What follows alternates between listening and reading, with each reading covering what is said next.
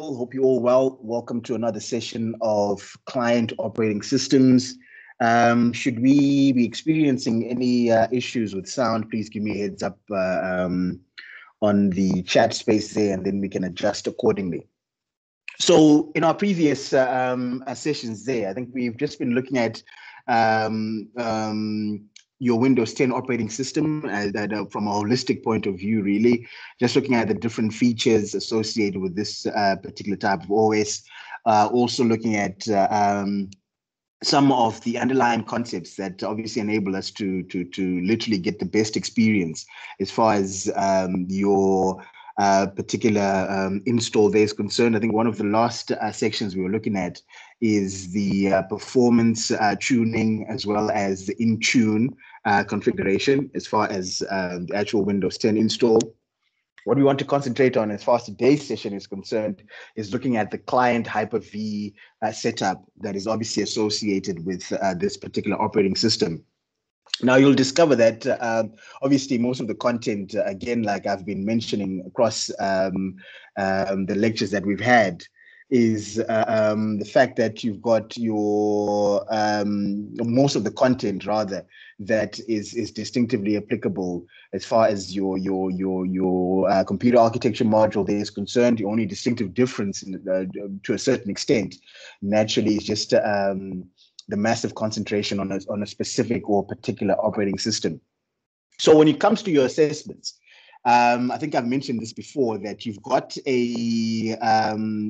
obviously a theory part associated with your assignment, and then there's a practical section there that obviously will require you to work with the virtualization, then provide screenshots accordingly.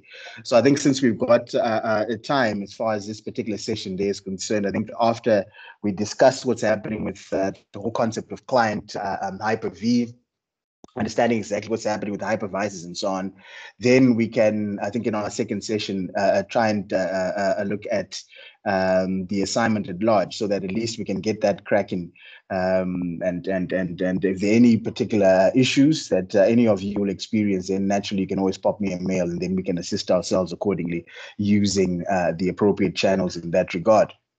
So you'll discover that we're left with I think two chapters after this one, which literally would conclude our module content. So I think it's imperative for us to then start working on our assessments, the assignment that I was mentioning just a couple of seconds ago, and then also looking at the tests as well, obviously, as the exam. That is obviously coming up in the next couple of weeks or months, dependent. So I think that will give us just an idea of what's happening there, so that we are better prepared as far as assessments are concerned. So the whole concept of virtualization, I think, again, like I've mentioned before, it's nothing new. It's literally very familiar territory for you. In terms of I guess understanding content, I think, and in a very basic point of view, virtualization is just the ability of having your processor being able to run multiple operating systems simultaneously, or literally just architecture in general that enables your computing mechanism or your computing system to be able to run multiple OS concurrently, as far as your or multiple OSs concurrently, as far as your machine environments would go. And remember, the distinctive reason why virtualization is important, especially when you look at it from not just from today's standards, but from ICT in general, is the fact that you've got a cost implication naturally. So it's got a positive economic impact, where you don't literally have to have physical machines to run the multiple operating systems that you want to distinctively deal with. So whether it's server side or client side, you literally can have your multiple machines running within one distinctive computing mechanism, as long as the appropriate hardware or configurations is incorporated there. So obviously, one of the main things that you want to take into consideration is the fact that your processor naturally should be able to accommodate for virtualization. And then when you look at the other hardware resources, your RAM or your memory, your distinctive storage as well, would need to obviously also accommodate for such. And this accommodation we're discussing now is not really from an architectural point of view, but having enough resources in terms of space and allocation when it comes to your RAM and your storage will obviously be imperative there. Because remember, you've got a host machine, right? Which is literally also associated with your physical computer system. So the resources that are on your physical computer system are literally shared across the virtual machines. So it's also imperative for us to have enough resources to accommodate for that particular type of scenario. Because remember, when you look at your particular host computer system, just for argument's sake, and you load or you run two additional virtual machines in that environment, when you fire up all those three computer systems, literally, they're all sharing physical resources, right, that are typically sitting on the host. So that's why it's imperative for you to have enough resources in that regard to accommodate for that particular setup as far as your configurations would go. And I think we've discussed this before in our previous sessions, where you find that when you look at Microsoft specifically, a virtual machine is literally identified as an actual machine. So there's a licensing issue there as well. So if you've got your host or your physical computer system with obviously the appropriate license to run Windows 10 on that or whichever Microsoft operating system that you've got on that particular host, if you load a virtual machine, that virtual machine again should distinctively have a license as well associated with it as far as configurations would go. Why? Because it's also identified as an actual machine, regardless of it being within the physical or the virtual sense as far as your particular setup is concerned. So the whole concept of virtualization just literally allows hardware of any particular single machine to be shared across, obviously, multiple systems that are running literally at the same time. And we've just mentioned a couple of moments back, each virtual machine is literally allocated a specific amount of resources naturally, which would obviously include your processor, your memory, and distinctively also looking at storage. I think we've discussed VHDs before, these virtual hard disks, which are distinctively files that you obviously create on your particular physical machine that would distinctively mimic an actual physical hard drive as far as your virtual environments there would go. So we just want to look at it from a holistic point of view. We've got a couple of slides naturally that enable us to understand what's happening there, and then also be able to identify obviously the distinctive difference between the hypervisors, especially type 1 versus type 2 hypervisors. Typical examples would include that if you're looking at a type 1 hypervisor, part of your actual system at large, and ultimately associated with terms that are known as bare metal, because it actually comes part and parcel of your system. So client Hyper-V, or your Hyper-V generically, is part and parcel of the Windows offering, right? So it's also known as a type 1 hypervisor. It's already there in the system. It's just a question of you activating it accordingly, as long as you've got the right OS. I think we've been mentioning this before, that certain features are literally only applicable when it comes to the specific versions of your Windows 10 installs. So you'll discover that when you walk into stores, more often than not, you buy your laptops, certain desktops in a certain environment as well, that most of these are shipped with the Windows 10 home version of the OS. And you've got a massive chunk of limitations there, right, in terms of the actual things that you can do with this particular OS in order for you to naturally get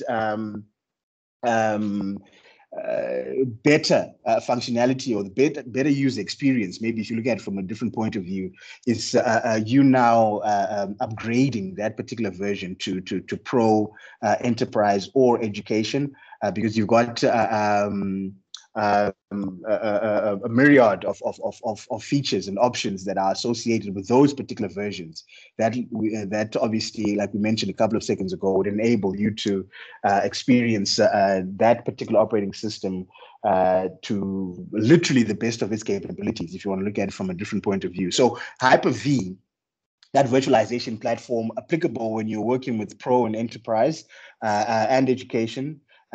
And obviously, it's just a question of enhancing or literally enabling certain features that distinctively enhance usability in that regard. I think that we've discussed before as well.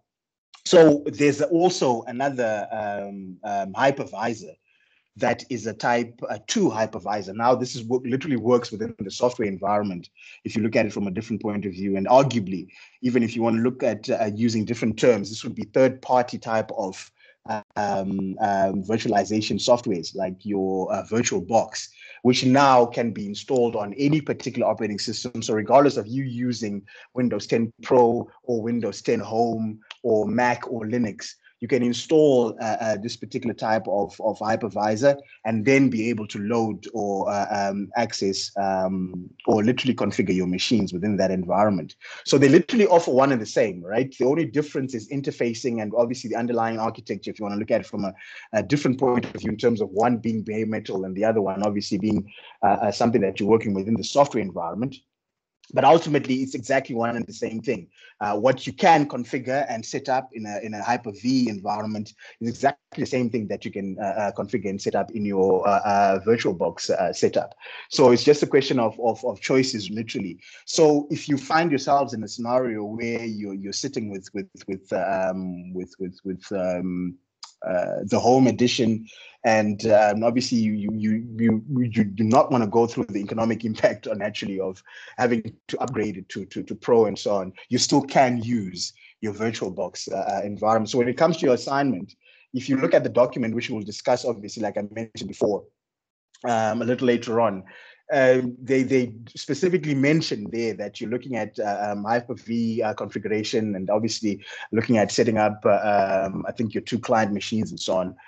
That same scenario can still be gotten within VirtualBox. So it's literally just a question of going with whichever platform that you are literally comfortable with. Obviously, naturally, the individuals that are using Pro already, it's just a question of activating that functionality. The ones that are not, or that are using a different type of OS completely, like we were mentioning just a couple of moments back, your Mac or your Linux, you can then load your VirtualBox and run it within that environment. But again, like I was just mentioning, literally one and the same thing. It's just a question of choice and preference in certain instances, as far as a basic functionality in that regard is concerned. So let's have a quick look at content in a more holistic point of view here, and then we can distinctively obviously entertain any questions towards the end as far as basic content in that regard there is concerned. All right. So when you look at the whole concept of your client Hyper-V, and then I think it's important to understand that this is the Hyper-V version that is associated with your client operating system. Remember, when you discuss ICT at large, especially when you're looking at specific network modules, as far as your particular environment would go, you normally would encounter generically a peer-to-peer environment and obviously a client server scenario. And I think we've mentioned this before, that when you look at client server specifically, you've got a set of computer systems that have distinctive roles that are associated with them. And more often than not, these set of machines are loaded with your client operating system that then is used to access network resources, both software or hardware related, from a central machine, which is normally either which is literally your server, if you look at it from a different point of view.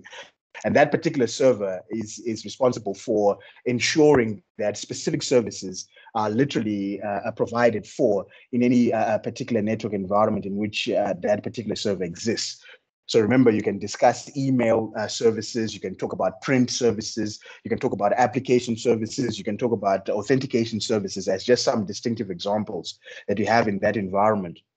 So obviously what distinctively separates these client and server computing mechanisms is not just functionality, but also the type of operating system that is loaded there. So your clients will normally work with your typical Windows 10, Windows 8.1, excuse me, operating systems, which are normally associated with the term client operating system. And then on the other hand, you've got your network operating system, or your NOS, which is normally associated with the servers and loaded on your server. So your Windows Server 2019, 2016 as typical examples of the type of software, obviously, that enables functionality in that regard.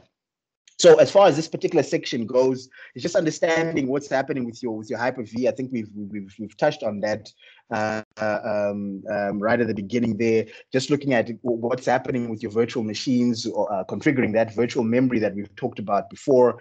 As far as your environments are concerned, remember, virtual memory always associated with your RAM configurations there, what's happening with allocation of the processors, and being able to obviously create and manage the VHDs, working with your network adapters as well. Because remember, within your virtual environment, again, you will still need to have configurations that are put in place that literally enable you to distinctively work with some kind of connection and connectivity. So within that virtual space, or within that hypervisor, you've got configurations that enable you now to create a scenario where that hypervisor also has an internal switch, or a central networking device that then can enable those virtual machines that you've loaded to communicate within that virtual space, as far as configurations would go, and then just basic management of what's happening as far as your actual virtual machines they are concerned. So again, with virtualization, just the whole concept of allowing multiple OSs to be running at the same time, which we've just discussed there, and ultimately also understand exactly what's happening with resource allocation. And again, what you'll need to remember there is that in order for you to accommodate for this, so regardless of you obviously running your Windows 10 Pro that we were talking about earlier on, your processor should be able for virtualization. And in all honesty, if you've bought a machine, or if you over the past 10 years, really, you needn't worry about that, because that those particular features were literally incorporated within that environment as far as configurations they are concerned. So literally, any machine that is about 10 odd years old should be capable of virtualization without any distinctive issues in that regard. So that should literally is covered, because that's the main thing, literally, that you should focus on, because you can have X amounts of RAM, you can have so much storage space, but if that particular virtualization is not applicable from a processor level or point of view, then that whole scenario becomes null and void. So we were just mentioning, obviously, the fact that your virtual machines literally mimic physical computing mechanisms. So everything that is happening within your virtual space is typically the same that can happen within your physical environment. And I think one of the brilliance in terms of virtualization is that it gives you a platform where you can look at experimentation, just getting your grips on the different OSs that are out there, different functionality and so on, without literally breaking your machine, if you want to look at it from a different point of view. Because normally, if you were to change certain features, or add certain features, configure certain things accordingly, when it comes to your physical machine, some of those features or some of those configurations that you put in can literally obviously affect the way in which you use your machine, right? So you want to avoid a scenario where you use your actual physical machine for that particular type of experimentation, especially from the learning process. So what you want to then do is create your virtual machines, load your operating systems there. So let's assume you want to try out Linux, Ubuntu for argument's sake, or you want to try out Kali Linux in that environment. Instead of you actually having to physically install it on your host or your physical machine, you can load your particular machines within the virtual environments and play around with those particular OSs or machines in that environment. Whatever you do there literally does not affect your physical setup. So it's brilliant in that regard. So from a learning process, or from just looking at maybe understanding how certain configurations or architectures function before you look at installing it on your physical machine would be applicable in that regard. So assuming you want to try out Windows 11 before you actually migrate completely, you can load it within your virtual environment. You want to try out Mac rather, the same difference applies in that particular setup. So that's why your virtualization literally is applicable in that regard. But in certain instances, when you look at, for instance, server-side computing and so on, instead of having multiple servers that obviously can have a bit of an economic impact, regardless of what type of organization you're running, instead of having to physically having servers incorporated there, you naturally can then load those in the virtual space that will still work accordingly as far as your network environments there is concerned. So the hypervisor I was just talking about a couple of moments ago, obviously something that looks at trying to link up or possibly create a relationship between the OS and the actual hardware, which literally is responsible for controlling all the basic comms that are there as far as your physical hardware on the actual machine there is concerned. So you'll find such terms as a host and guest as far, or parent and child in certain instances. So obviously with your host, like we mentioned before, that's the actual physical machine. And then your guest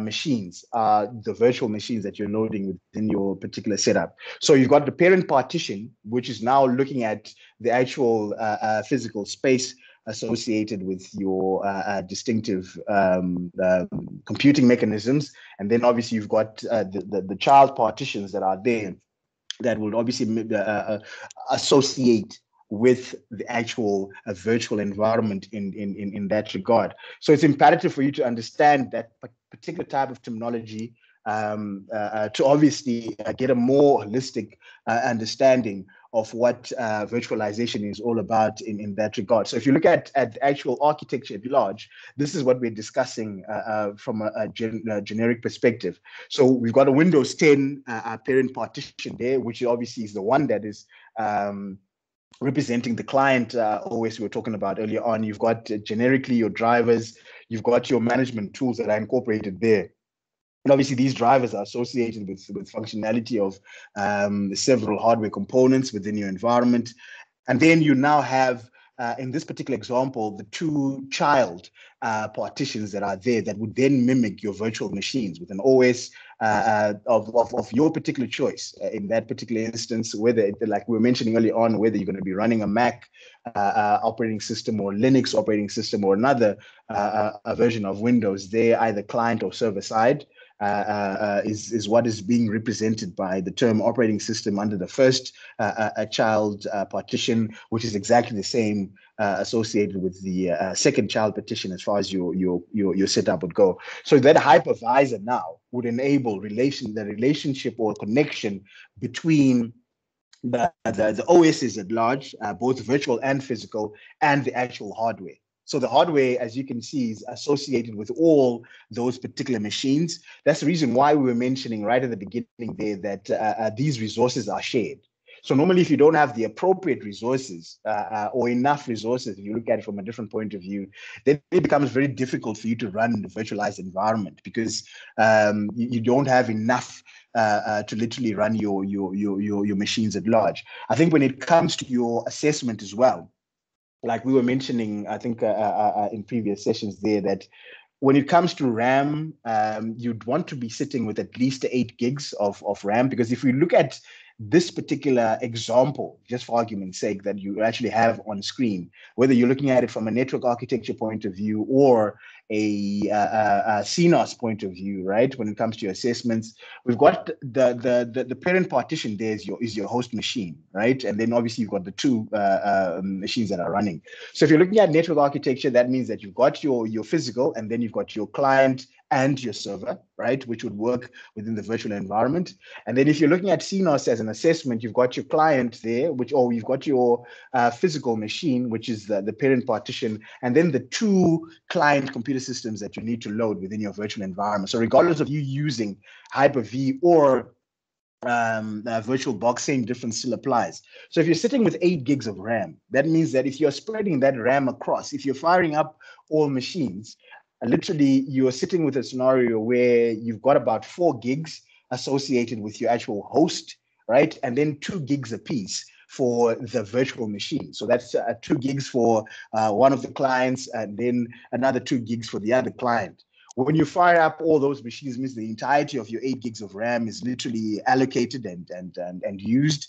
And that, as a minimum, would provide something that provides less bottlenecks in terms of the way in which your system functions. I think we've discussed bottlenecks before. We're all familiar with that term and what it actually means, and obviously in which environments you might experience that, which obviously would work with your processor, again, your RAM, and distinctively your storage, not forgetting network connectivity as well. So if you're sitting with 4 gigs of RAM now, just for argument's sake, it means when you're going to be separating it, or when you're going to be spreading it across the 3 machines, your host will be sitting with 2.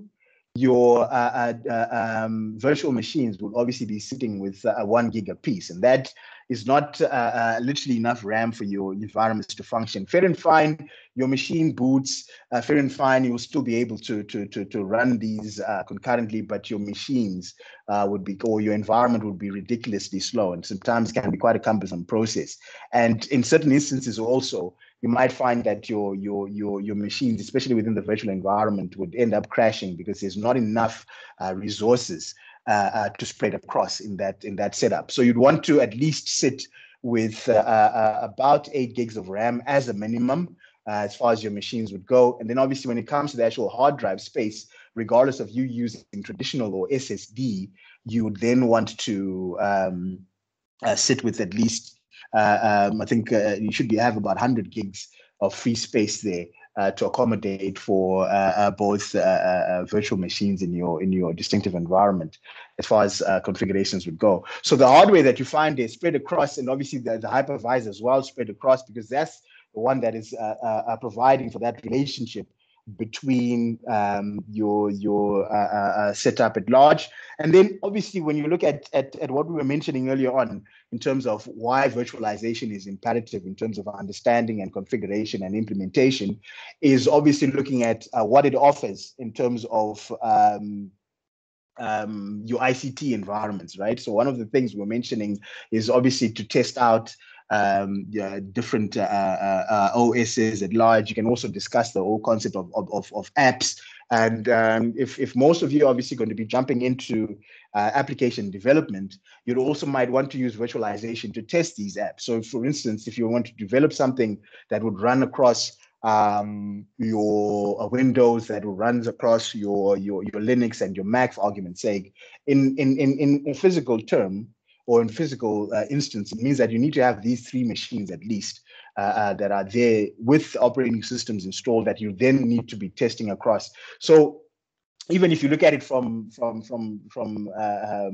functionality point of view, it means that you've got 3 machines that you need to physically move across to literally test these particular apps that you develop.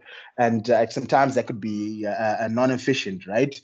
But if you've got your physical machine and then you load your virtual machines on one particular computer system, you're literally working with one machine that you can then test across to say, okay, look, on the physical, probably I'm sitting with Windows. Within the virtual environment, I'm sitting with Linux and Mac, and I can literally then test my app in that environment, whether it's working accordingly or not, and makes it a lot easier and rather seamless in that regard. We've talked about updates before. Not all updates are applicable updates. Maybe if you look at it or not all updates function seamlessly. Sometimes you might find that certain updates have been rolled out but haven't been properly tested, or certain glitches were only discovered after the rollout. So Windows literally would have updates that would obviously look at better user experience, normally within the security environment and so on. You get an update, you install it, and normally you discover that either your machine now is in a continuous boot loop, or literally certain apps no longer function, or certain certain hardware devices are no longer functioning accordingly. That obviously can create a bit of a detrimental environment, a cumbersome process, right? So you'd also want to look at using the virtual environment to test for updates. So an update has been rolled out. You'll also want to then check if this particular update works without issue. If obviously nothing happens in your virtual environment, that should then give you an idea or a heads up that, okay, if you install this within your physical, then everything should run accordingly. And it's not just the OS updates, right? It's also updates associated with application packages as well, or your utility softwares, like your antivirus packages, just for argument's sake, that sometimes you find that certain updates might identify certain legit files as a malware and ends up either quarantining or deleting these particular files that can then obviously affect how the machine functions. So you can use that virtualized environment to test for these things. So it's imperative for us to understand exactly why this virtualization becomes something that is really important for us to understand, not just from a personal point of view, but obviously within your professional environments. And again, also understanding how it assists in the ICT setup at large. So obviously, when you look at it from a different point of view, again, these particular VMs naturally does not have access to any physical hardware, which means that whatever you, this is the reason why we're mentioning that whatever you do in the virtual space does not literally affect your physical setup. All you're doing there is just sharing resources.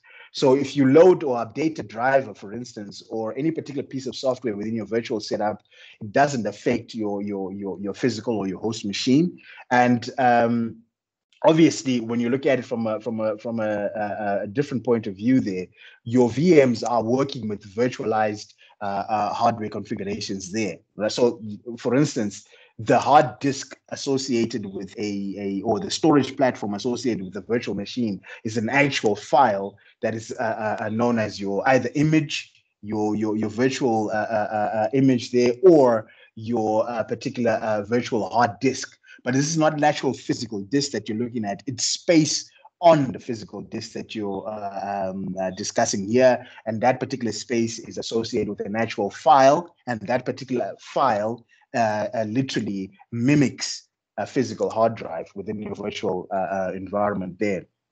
All right. So naturally, you find that most of these Windows OSs obviously look at drivers for naturally virtual components, and literally you're looking at your integration configuration in that regard. So this is what I was mentioning a couple of moments back, that now when you look at the virtual space, right?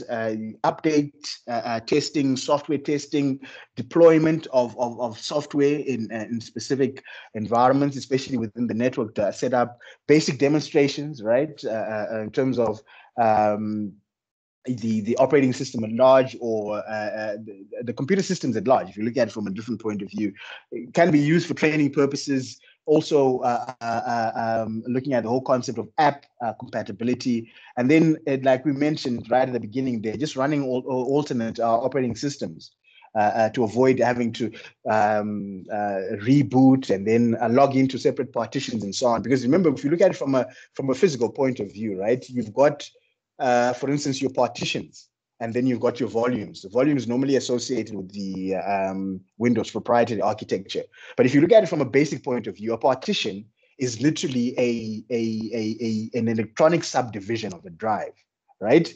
And the common partitions that you find would be primary and extended, if you're looking at a basic disk. If you're looking at a dynamic disk, on the other hand, you're discussing your volumes in that regard, right? But again, those volumes will still mimic what's happening with the older architecture associated with your partitioning.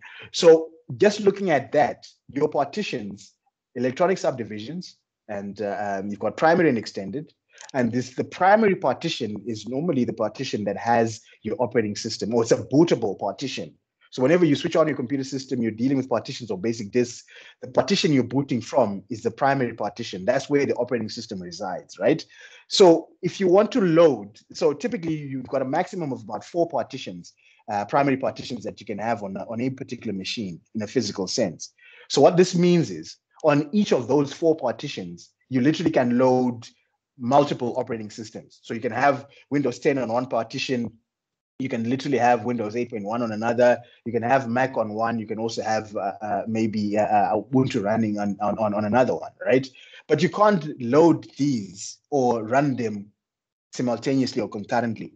If you want to boot into Windows 10, you obviously have to boot in the Windows 10 primary partition. And then if you want to switch over to your Linux, for argument's sake, you obviously have to shut that down and then reboot the machine and then select the right partition to do that. So if you're now running multiple machines, that becomes a bit of a cumbersome process, right? Because you now you actually need to shut down, boot, shut down, boot, shut down, boot. But if you're obviously looking at it from a virtual setup, all these other operating systems can be loaded within your virtual environment, and there's no need for a distinctive shutdown or reboot in order for you to actually log into the appropriate OS that you want. So that's where running your alternate operating systems there comes into play in that regard. And then naturally, when you look at an extension of the scenarios, obviously where you're using virtualization, you find that your Windows 10 has support of what they call nested virtualization, which obviously then allows that physical machine or that host to obviously look at a scenario where you're running multiple configurations there in that regard. So allows a single physical machine, literally enabled as the actual host itself, to have a VM that also is enabled as a host. So this is in essence where you now create a mimic of that physical machine that acts as a host within the virtual setup or within a virtual environment, just for argument's sake. So for instance, if you go back to that particular slide, this is what you've got in a physical sense, right? So the parent partition there is your host. So you can have another parent partition, if you want to look at it from a different point of view, that is loaded or configured within your actual virtual space that will now then act as a host within the virtual space there. So that becomes what they call your nested virtualization in that configuration. So comparison now of your server and client. I think this is what is important because it gives you an idea of the distinct difference there, especially when you're looking at it from the roles associated with the machines that you're using in this regard. Remember, what actually determines or defines what machine functions as a server or what machine functions as a client is obviously the type of, not just the hardware, but the type of OS that you load, like we were mentioning earlier on. So you might find that obviously when you look at an environment where any particular VMs that are created on an actual server, right? So this time you're running your 2019, your 2016, 2022 as typical examples of the virtualized or the server software that you're running in that regard. You can obviously move any virtual machines that are running there to another server or a client, and literally vice versa. So this is also the advantage of running virtualization, possibly if you want to look at it from a different perspective, because the machines that you load, remember these machines are identified or are literally associated with files that mimic the actual hard drives. So think of this situation where on your physical machine, whether desktop or otherwise, obviously the hard drive is where your operating system is residing, all the drivers and so on, and you've got an identical machine elsewhere, right, that literally you'd want to use, or that literally is applicable in your environment. It's just a matter of unplugging your hard drive from the current machine and then plugging it into that other machine that is literally identical in terms of functionality, in terms of branding, in terms of models and so on. And once you boot, everything should run without issues.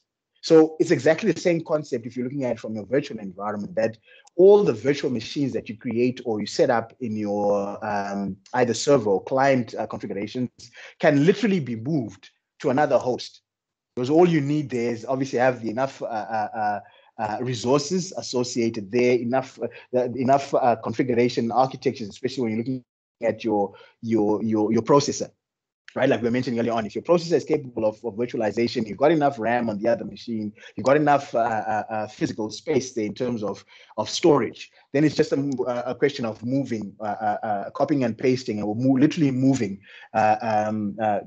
these virtual machines across. So it's exactly the same concept like I was just mentioning a few seconds ago, that you're sitting with a specific machine, same brand, same everything. If you look at one of our, if you look at the labs on campus, right? If you go into any one of the computer rooms that we use for sessions, those machines that are sitting there are identical in terms of the brand, the model, and basic configuration at large, right? So just moving one, but if you physically remove a hard drive from one of those machines and you plug it into another machine within the same setup, the moment you boot or switch on the or hit the on button there, or switch on or hit the power button, your machine should function without any problems. Because it's exactly one and the same thing, right? All you've just done, all you've just done is literally just removed the hard drive where everything is residing, OS, drivers, applications, you name it, to another machine. You've plugged it into another machine, plugged it into onto the board. Everything runs without issues in that regard. Same difference when you're dealing with virtual machines. Just a question of you moving those particular files we're talking about to another host, as long as that host has the right hardware configurations or right resources rather, then you're good to go. That's exactly the same concept that we're looking at in this regard. So you find that you've got certain features in your Hyper-V, obviously for server, that are obviously not available in client. I think we don't even have to go into detail there, because literally when you look at it from a basic point of view, one is distinctively a server, the other one is a client. So there'll be a lot of features. For instance, let's go to networking, which we're also familiar with. You've got DHCP configurations that you can set up obviously on the server. Same difference would go with your DNS configurations. Same difference would go with the basic Active Directory setup, right? So you'll discover that there'll naturally be certain features that are associated with the server that are not distinctively available on a client, no matter what type of version you're running, whether you're running pro, enterprise, or education. There'll always be certain features that are there, because the roles are always different, right? Or the roles, if you look at it from a different point of view, are clearly defined.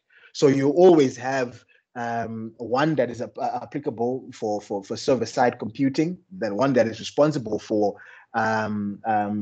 providing services within your network, right? The print, the web, the application, the authentication we were talking about earlier. And then you'll have one that has got a distinct role of getting those services, or waiting for those services, or requesting for those services, possibly in that regard. So your client Hyper-V, that's the reason why we've got the term, right? We've mentioned before. For your Windows 10, obviously as one feature that is not available in Hyper-V for the server, which is obviously the reverse is true in that regard. Obviously the support of a sleep and hibernate functionality as far as the actual host operating system there is concerned. So it's just important for you to understand that comparison when it comes to your virtualization, that when you look at it from a server setup, live virtual machine migration. So when it's live, obviously moving machines across different servers when literally they're running, as far as configurations they are concerned, without the actual need of having to shut down. Think of it as hot swapping. Right now, this is something that you're familiar with as well.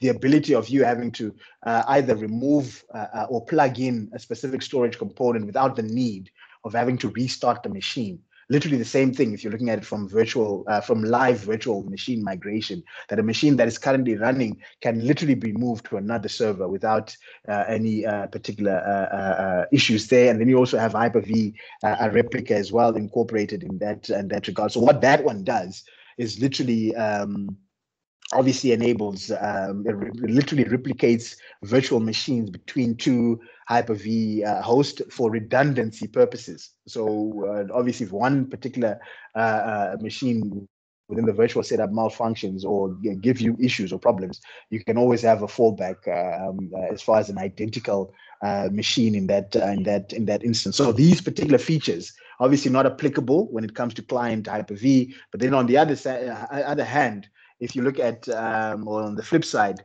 if you look at your client Hyper-V versus your server side setup now, you've got your support for hibernation and sleep not applicable within your server environment. So important for you to take cognizance of in that regard. And obviously with the live migration there, it presents a brilliant setup there where you literally don't have to interrupt users. Again, like we were mentioning a couple of seconds ago, by having to either shut down and then re-log back in as far as your setup there is concerned. It's just a question of movement without any interruption in that regard. So what are the prerequisites? Right, for you to actually be able to run client Hyper-V? Again, like we mentioned before, that if you're running with your home or your mobile editions or versions of your Windows 10 operating system, then naturally you can't.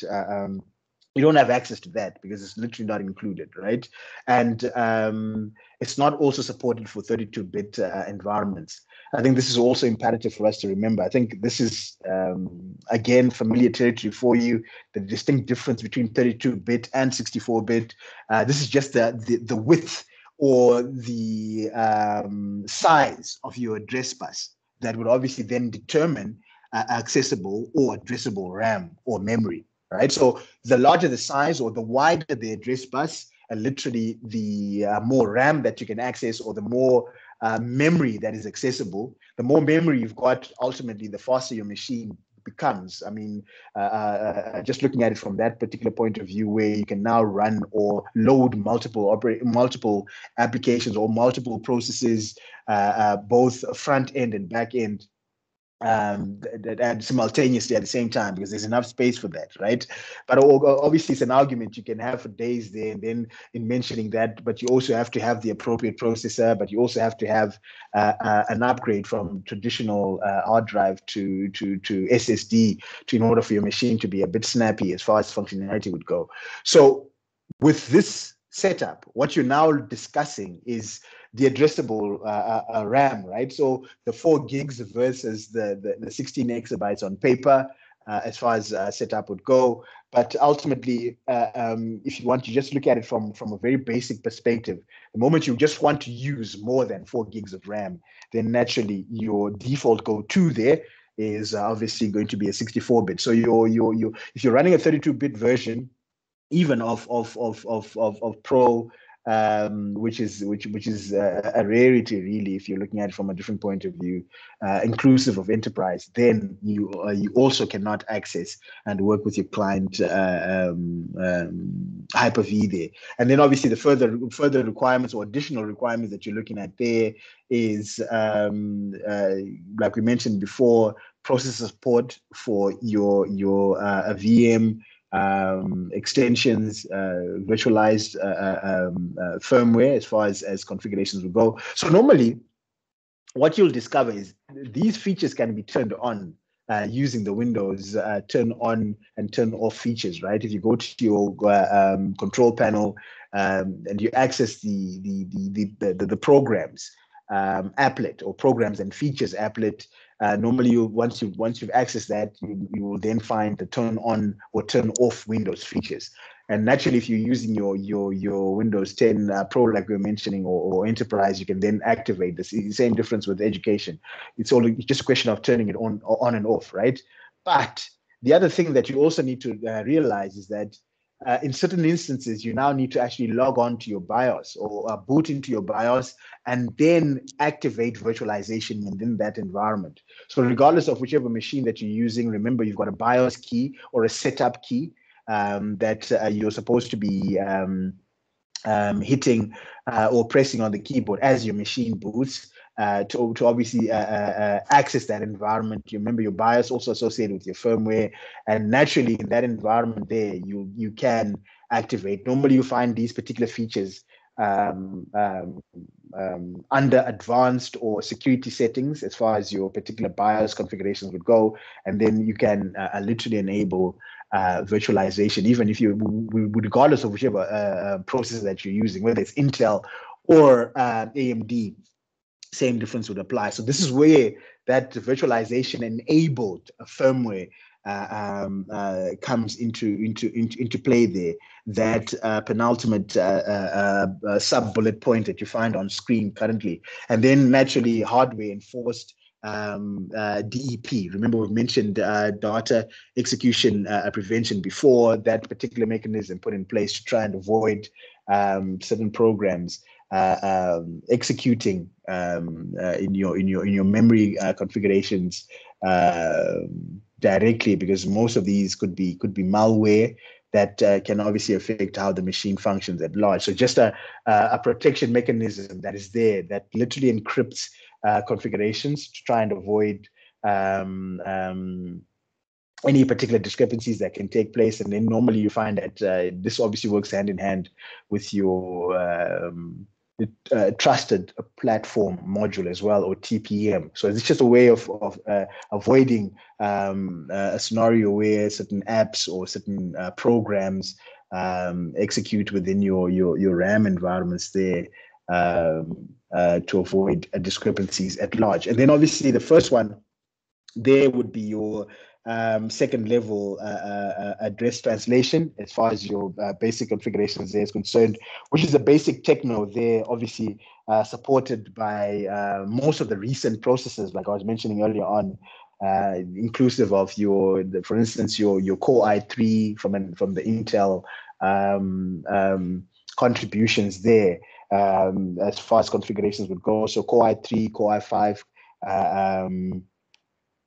your Core i7 naturally incorporated in that particular setup. So if you look at it in terms of checking now, as far as your particular system there is concerned, obviously you can run this to your system info executable to basically confirm whether your computer system meets the requirements, obviously, to run your client Hyper-V as far as your basic environment is concerned. So it's a part and parcel of you being able to check whether this runs accordingly. In certain instances, if you're lazy, if you look at it from a different point of view, especially if you run your type 2 hypervisor, just for argument's sake. So let's assume you download and you install VirtualBox, right? The moment you look at creating a new machine, normally you'll find that you'll have both 32-bit and 64-bit versions listed there. When you're now selecting your operating system, so you select your operating system, so Windows for argument's sake, and then you're now selecting the actual version or edition of operating system that you want to run, whether it's Windows 10, whether it's 8.1, whether it's 7, whether it's Server 2016, and so on. You'll find that you'll have both 32-bit and 64-bit versions loaded there.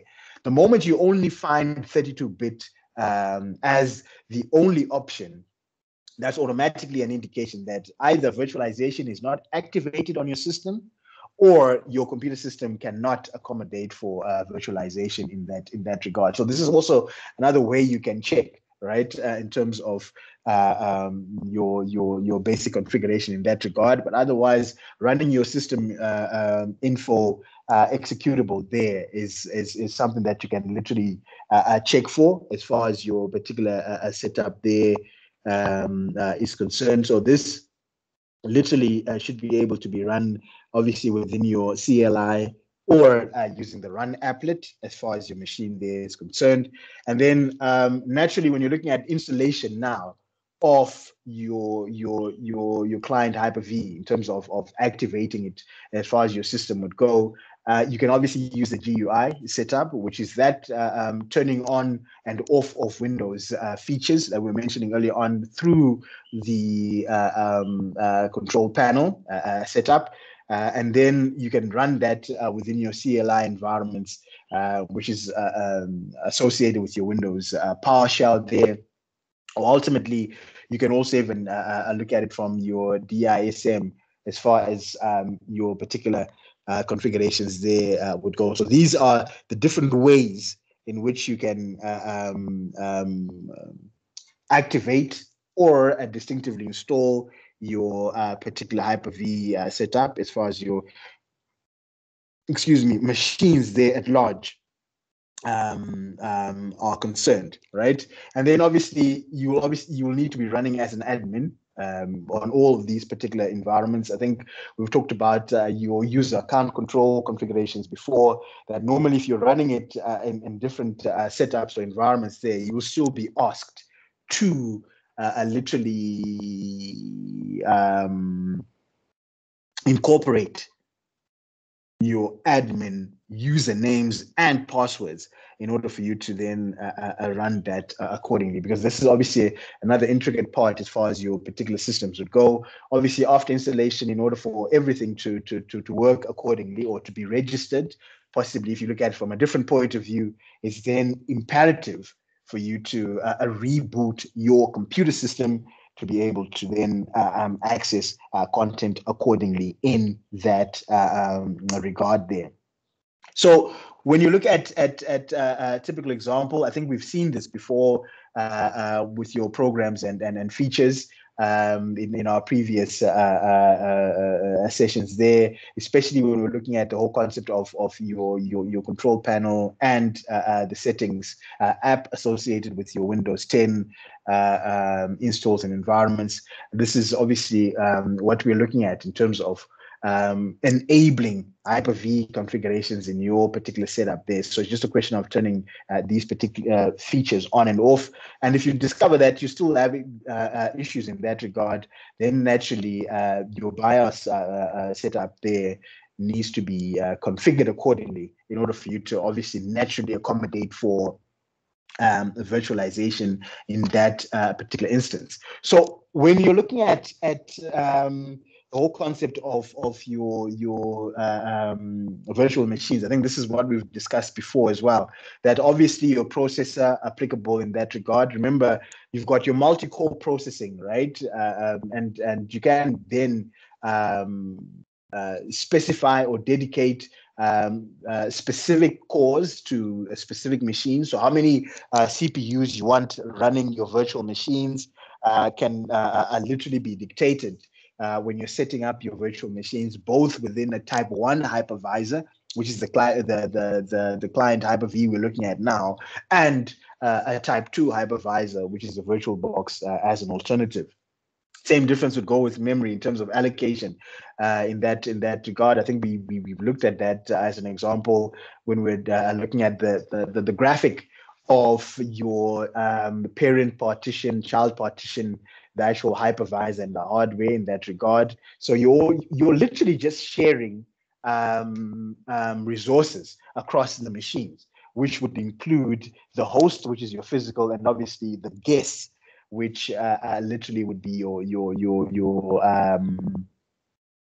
your clients or your virtual machines, rather, in this particular instance, as far as your particular setup there is concerned. Same difference would go with the disk and the actual network at large. So remember, you've got virtualized platforms as well. So whether you're working with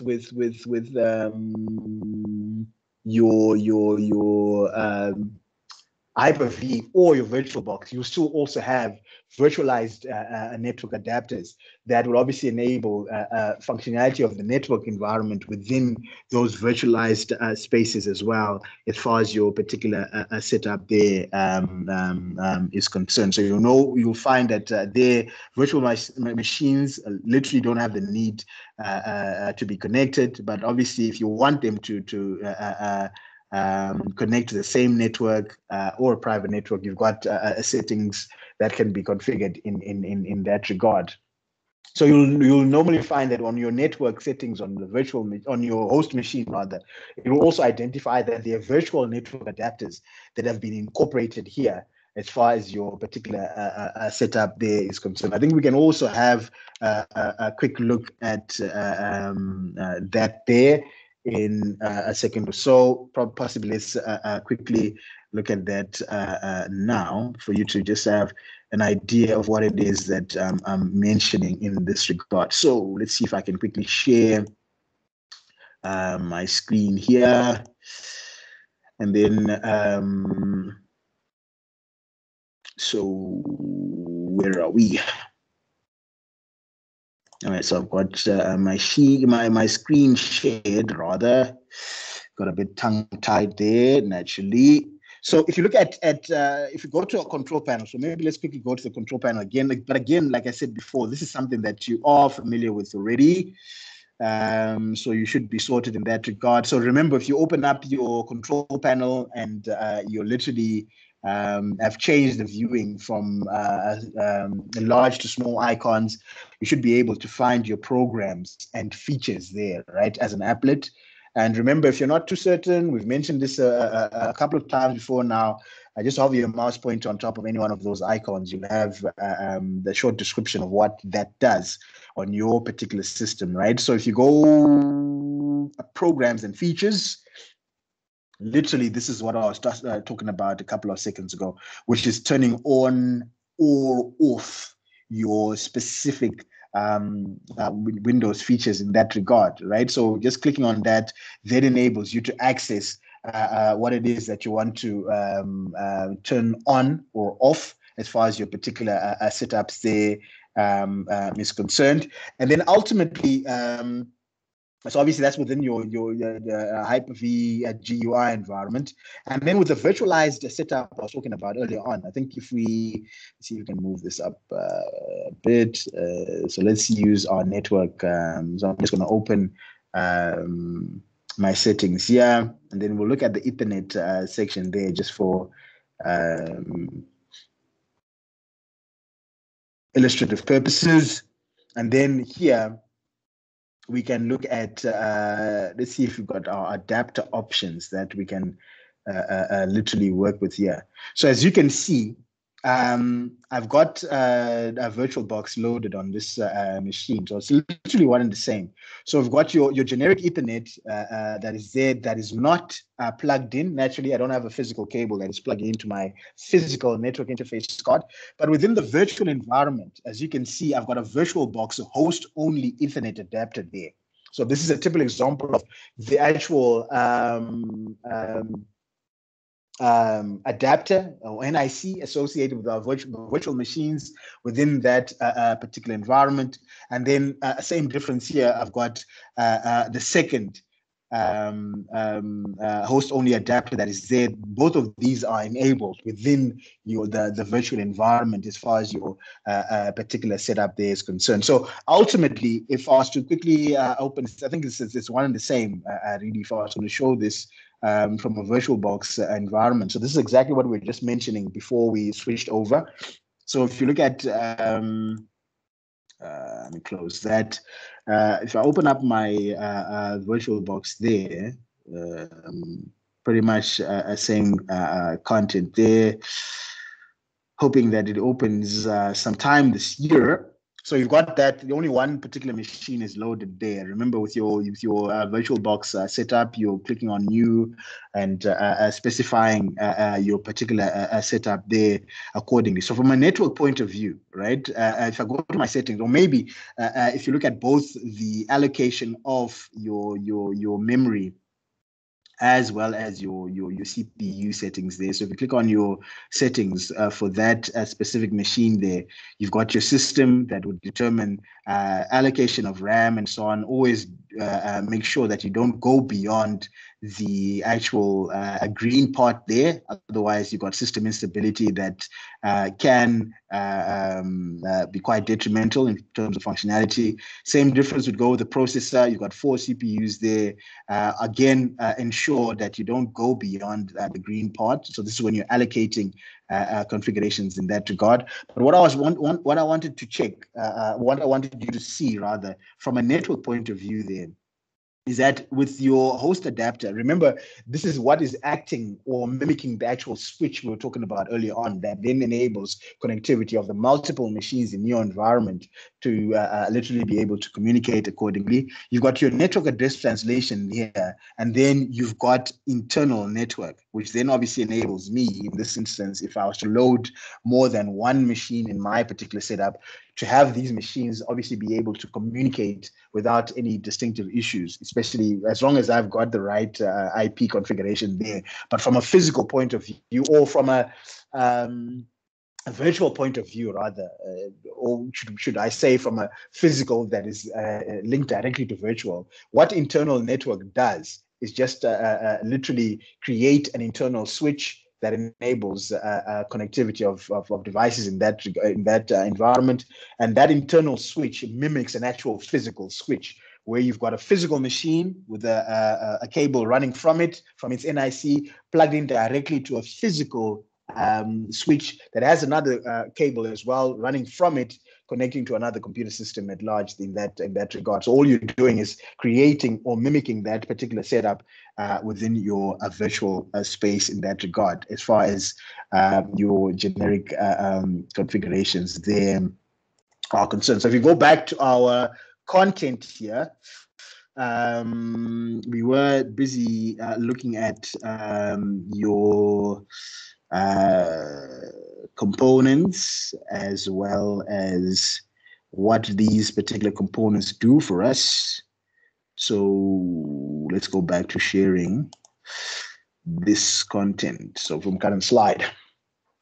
All right, so that's the whole concept, especially when you're looking at it from a network environment. But now, on the other hand, when you're looking at creation, so this is what your generic Hyper-V setup would distinctively look like. Slightly different from what you saw in terms of the VirtualBox environment or setup, but again, one and the same in terms of you being able to add new virtual machines, you obviously being able to configure these virtual machines accordingly as far as your particular setup there would go. So you can either use the Hyper-V manager, or you can use within the command line setup there, or your CLI, using your Windows PowerShell, the different type of commandlets that you can use there to manage your Hyper-V environment and setup as far as your configuration would go. So obviously, as far as that particular illustration or image there is concerned, you literally are looking at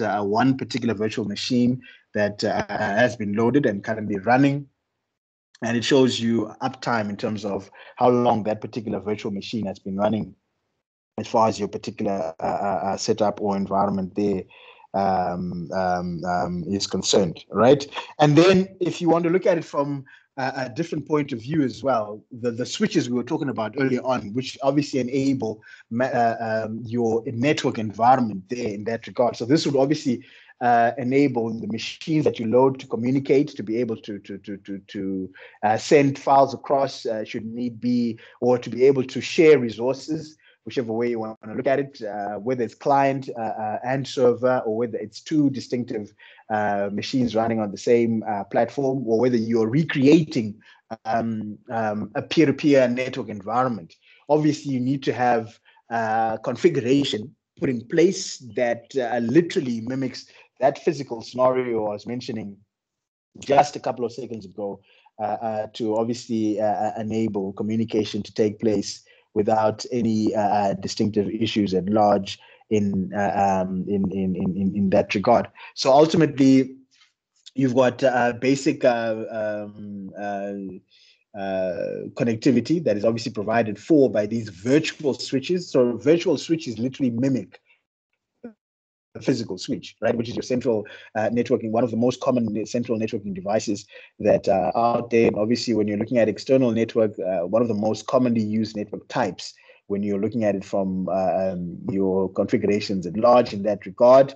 And then also, you're looking at usage of a physical network adapter within the actual host to provide VMs connectivity to a physical network. So you can still have your virtual machines connecting to your physical network, obviously utilizing your physical adapter in that regard as far as your machine mechanisms would go. So the other thing, this is a typical setup that you find as far as your virtual switches they are concerned. So you've got your external wireless configurations in this particular example, which is identified as your external wireless communication platform. So you're using an external network, like we were mentioning earlier on. What do you want to connect the virtual switch to? An external network or an internal network or a private network? So these are the three distinctive options that you find as far as your Hyper-V configuration when it comes to networks they are concerned, right? So it's imperative to get an understanding from a holistic point of view in terms of functionality in that regard. So typical example of what is happening in as far as your virtual setups go. And then with the VLANs, I think the last time we had sessions for one of the other groups, they were discussing the distinctive difference between VPNs and VLANs, also imperative in that regard. I think there's also another clip that's on the YouTube channel there that discusses VLANs in detail. Do yourselves a solid and also look through that as well if you haven't covered that content already in your network architecture module. That will also enable you to understand again what is happening within the virtual space when it comes to your local area networks in that regard. So that would obviously also assist, especially when it comes to the assessment as well, as far as basic configurations would go. So, and now you've got the generic descriptions of what the private or internal or external network we were talking about earlier on is all about as far as configurations would go. Obviously, as the name would say, with your private network, you've got connectivity within your environments there, which is literally isolated from the external and normally applicable when it comes to testing, because you want to avoid a direct connection from the external network rather, or to the external network. That could literally jeopardize security if you want to look at it from a different point of view in certain instances. And then on the other hand, again, your internal network, no access to your physical network. There's a difference now between physical and external, right? Where you now find that your host operating system now is literally connected to the internal network, or looking at connectivity of these multiple machines that you can have within your virtual environment or within your Hyper-V setup that are now communicating in an isolated environment, possibly, if you want to look at it from a different point of view. So this makes it a lot more convenient, especially when it comes to transfer of files across or movement of files across the virtual machines in that regard. So when you've got your internal network, you're mimicking a physical network outside, obviously, the virtual environment within your virtual space. That's what you're typically having in that particular instance. So when you look at your assessments, again, like I was just mentioning a couple of seconds ago, both for CNOS as well as NWAR, exactly same difference in that regard, because that's the type of networks that you're supposed to be creating to enable your machines to communicate without any particular issues. So with VMs now within your Hyper-V environments, right? It's important to understand that one of the other things that are there that is relevant, especially in terms of you understanding exactly what's happening there, is whether your machines are generation 1 or generation 2, right? And the distinct differences in that particular instance is that your generation one. So this is configured as you are creating or as you are setting up your virtual machines. So during the process of you creating your virtual machines, you're literally specifying configuration in that regard. And this is important also for us to understand that regardless of whatever hypervisor that you're using, right? When you create your virtual machines, it's as if you're creating a shell of a computer system. So literally, when you look at creating your virtual machines, either within your Hyper-V or your VirtualBox, at the end of creation there, you've got a computer system that has got RAM. So you literally created a virtual machine that mimics a physical machine, that has a processor, that has RAM, that has a hard drive, right? But no operating system yet. So after completion of creation of your machine, you now need to then load the applicable operating system. So this is also very important for you to realize that just creating the machine at large, so specifying if it's going to be a Windows machine, or specifying it's going to be a Linux machine, or specifying if it's going to be a Mac machine, for argument's sake, is not enough to complete the process, because after setting out the actual configuration, you now need to then load the operating or install the operating system. So think of it as you walking, when you finish creating these, think of it as you walking into a store and then buying a machine that doesn't have an operating system installed. It's exactly the same concept here. So it's always important for you to then ensure that once you've finished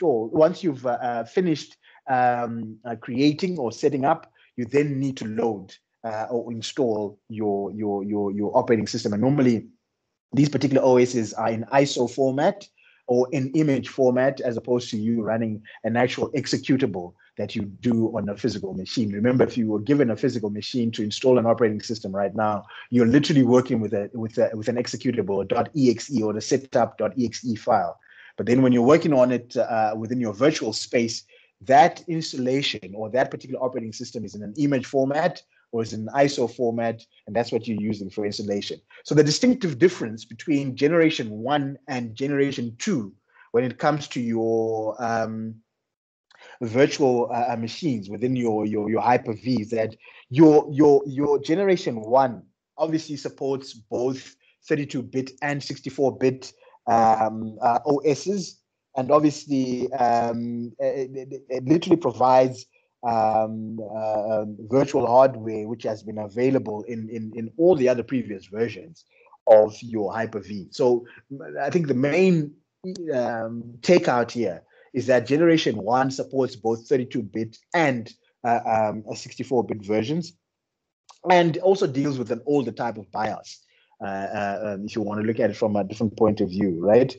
But then when you discuss generation 2, on the other hand, this is now looking at your UEFI, which is your Unified Extensible Firmware Interface, which is an upgraded or the latest type, maybe if you want to look at it from a different point of view, BIOS type of configuration or setup that is there. And obviously just looks specifically at 64-bit OSs. So it's a more enhanced configuration, maybe if you want to look at it from a different point of view. So generation 2 deals with your upgraded BIOS, your UEFI, and literally supports your 64-bit versions as far as your configurations will go. And obviously what you're now looking at is once you've set up the generation during your particular configuration there, you obviously cannot change afterward. So it's always very important for you to make sure that you select the right generation as you're creating your machines to avoid discrepancies. But look, because it's a virtual machine, you can just delete it and start again. That's I think that's what that's another brilliance of your virtual environment. Same difference within VirtualBox as well. If you're not happy with your machine, or if you've broken your machine in that virtual space, all you have to do is just delete it and start again, and you're good to go. And again, makes them a bit more convenient in that regard. So when you look at the distinctive differences, again, I think this table just looks at re-elaborating what I was mentioning, or re-elucidating what I was mentioning just a couple of seconds ago, where you've got the firmware, There's BIOS versus your UEFI. BIOS, obviously, previous, UEFI later. If you want to look at it from a different point of view, you've got secure boot, you've got your disk controllers all the way to your optical disks incorporated there as far as configurations would go. So you find that everything associated with older or legacy architecture is associated with the generation 1. Everything that is dealing with the new architecture is associated obviously with generation 2 there. So if you look at just the disk controller, you've got the your IDE, your integrated drive electronics there, and you also have your SCSI, which is your small computer system interface, right? But when you discuss generation 2, IDE literally falls away. Normally, IDE is also associated from your computer architecture with the parallel connections, which are rather slow and distinctively obsolete when you compare them, obviously, to your more applicable type of architectures like your serial connections. So you've got your SCSI only configurations there from a disk controller when you're dealing with generation 2. And then on the other hand, again, with your adapters, as the name would say, legacy, dealing with older synthetic, more a later day type of architectures there. And obviously your floppy disk controller not even available for your generation 2, because that's obsolete tech if you want to look at it from a different perspective there as far as configurations would go. So this is just the generic differences that you'd find. But again, like I mentioned before, I think the main takeout there is that generation 1 legacy, generation 2 your later day architecture in that regard. So when you're controlling these virtual machines, naturally you've got specific states that are there. So ultimately you can discuss whether a machine is actually off, not running at all, when you're literally mimicking an actual switched off computer system, if you're looking at it from a physical point of view. Then you've got something that is powering up. Then you've got something that is running. So starting is just you literally booting a machine, is powering up.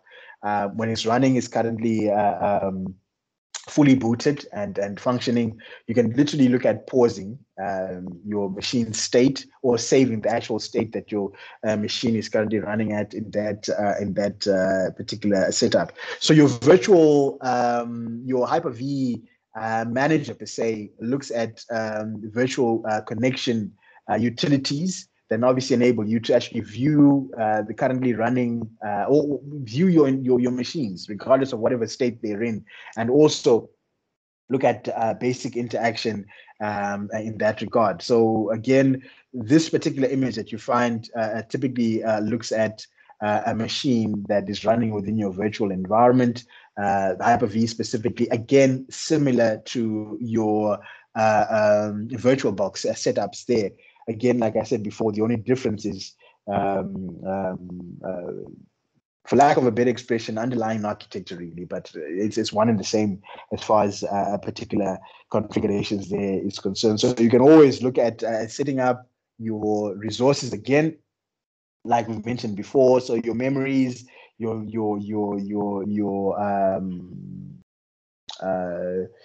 CPU or your processor, your disks, and your networks at large would obviously be incorporated there. Same difference would go when you're creating, whether you're going to have your VHDs as a fixed size, which is automatically deducted or removed from your physical storage space, or dynamically allocated. I think we've discussed these before when we were looking at VHDs in our previous sessions, where it expands as you're using it, as far as your basic configurations and setups there is concerned. So ultimately, if you were to look at basic control, again, like we were mentioning earlier on, you've got ISOs, right, that you're running, or which are your image files when it comes to not just the installation of your operating system, but actually looking at the VM at large, which is the actual disk, if you look at it from a different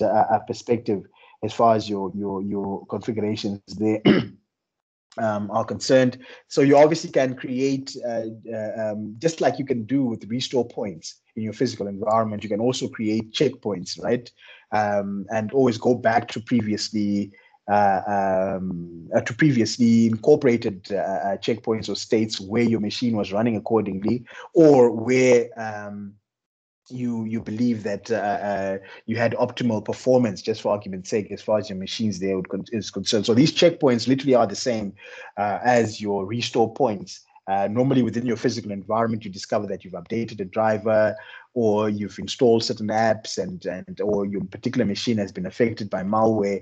You can always go back. Obviously, you've got driver rollback, right, and incorporated there, but then you can always go back to a previous point where your machine was functioning without any particular issues in that regard. So again, one and the same there. If you look at the whole concept of your checkpoints, when you're looking at controlling of your virtual machines at large in that regard. And then with the integration services that we were mentioning right at the beginning there, this just literally provides the drivers for the synthetic hardware that we were mentioning before.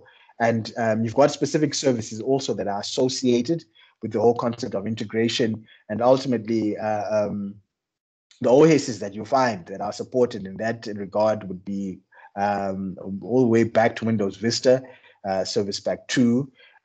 Same difference would go with your server all the way back to 2008, Release 2, as far as your setup is concerned. And then obviously all the major distributions of Linux are also included in that regard, as far as configurations at large there would go.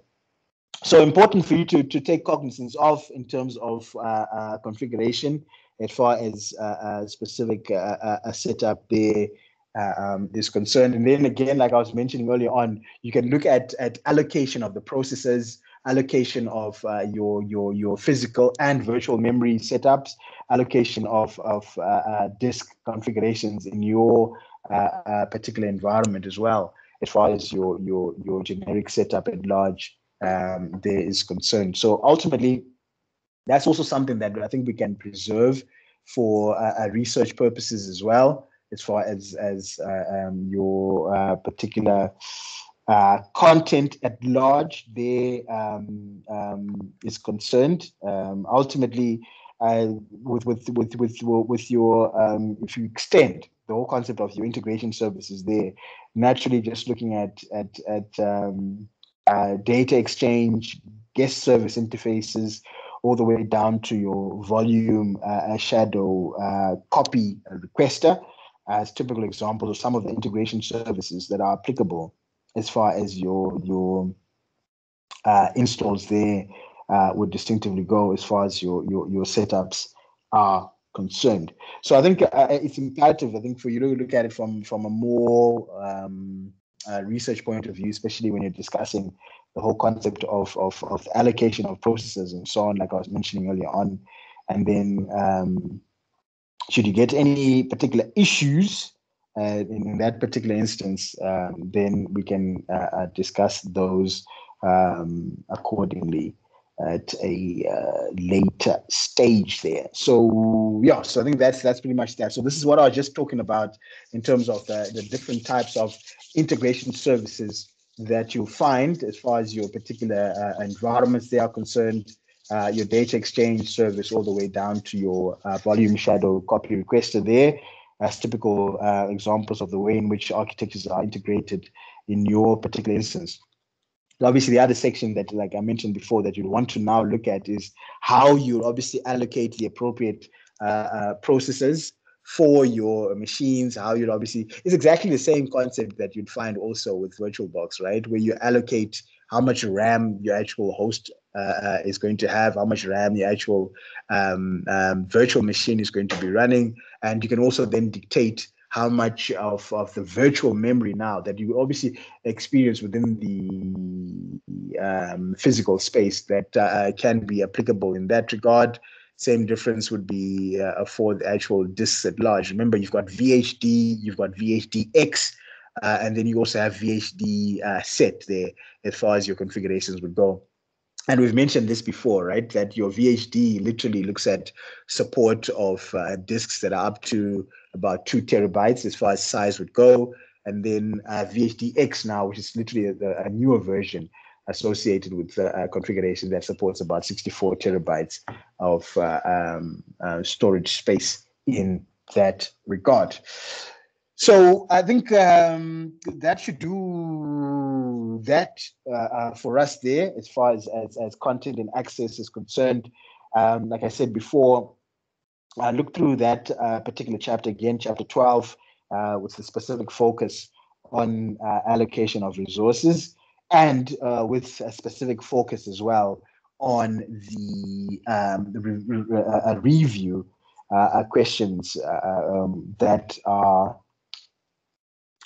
from page 475 as far as your prescribed textbook is concerned, all the way down to 477. So about just 2 pages of content that is there, mostly multiple choice questions there, but literally they'll assist you with just reviewing the content again and understanding exactly what's happening in that regard. I think the key terms as well that are on page 474 will also be applicable, because that will enable you to understand what is important in terms of retaining from a knowledge point of view when it comes to your virtual machines in that regard, and understanding what's happening with the Hyper-V in that regard. So like I was just mentioning earlier on, that from an assessment point of view, especially when it comes to my module specifically, whether you use VirtualBox or Hyper-V, it gives us the same result, really. It's the same difference, as long as you can show your connection, your understanding of concepts, and obviously if both of those machines can communicate accordingly as far as configurations would go, then we should be good to go. Right. Excuse me there. Do we have any questions, contributions, and or concerns from anyone on the floor here? I think I'm going to quickly, for those that want to use your mics, you can go and use them. If you want to use the chat section, feel free to do so as well. Do we have any questions, contributions, and or concerns from anyone as far as content is concerned? Questions, contributions, concerns? Anyone?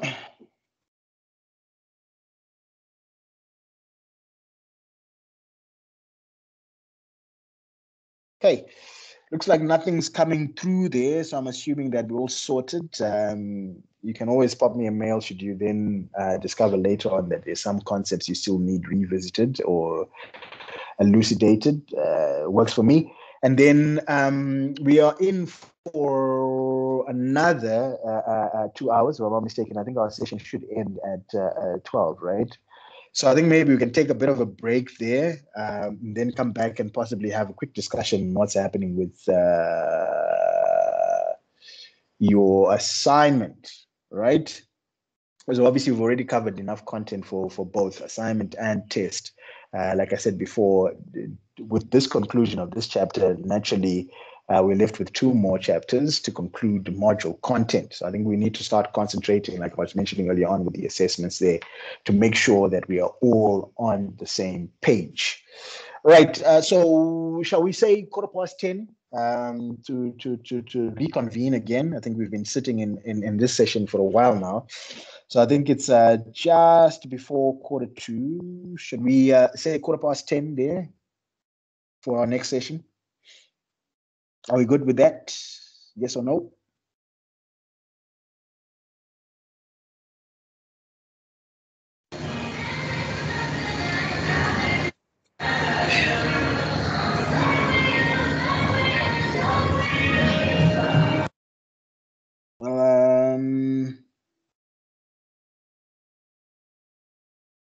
Right. Is anything coming through there? Just had a mic turned on, but nothing coming through. Are we good for 10:15 there, guys? Yes or no?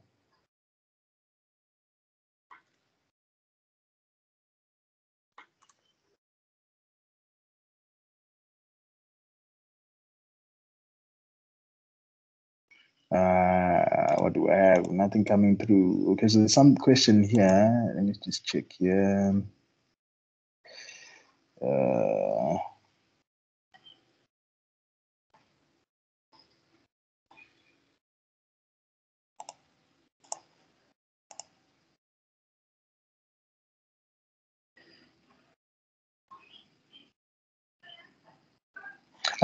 Okay, so I think for Visual Studio here is, remember Visual Studio is an IDE, right? That's developed by Microsoft, your integrated development environment. And it's literally used to develop apps, right? As well as websites. So your Visual Studio is just an IDE or integrated development environment that is developed, is a proprietary Microsoft contribution there that is literally used to develop apps as well as websites. That's what Visual Studio is. I'm not sure if that answers your question. Okay, sir. Okay, cool beans. Right. So, no one. Are we saying we want to convene earlier or later? Just asked for us to reconvene again in about 30.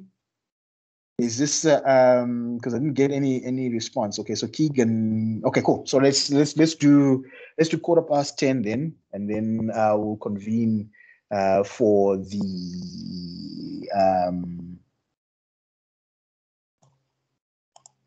discussion of your assignment in that regard. All right, so cheers for now. See you in a bit.